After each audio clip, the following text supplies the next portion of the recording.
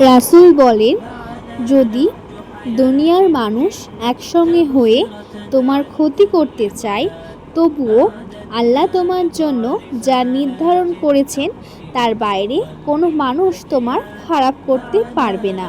আর যদি সমস্ত পৃথিবীর মানুষ এক হয়ে তোমার কোনো ভালো করতে চায়, তারা আল্লাহ তোমার জন্য যা লিখেছেন তার বাইরে কিছুই করতে পারবে না। তাই কে তোমাকে পছন্দ করলো না, কে তোমার বিরুদ্ধে কথা বলল, তোমাকে থামাতে চাইলো, এসব নিয়ে ভেঙে পড়ো না। সবচেয়ে বড় কথা হলো, আল্লাহ কি তোমার প্রতি খুশি? কারণ মানুষ আর ইচ্ছা নয়, আল্লাহর ইচ্ছাই শেষ কথা।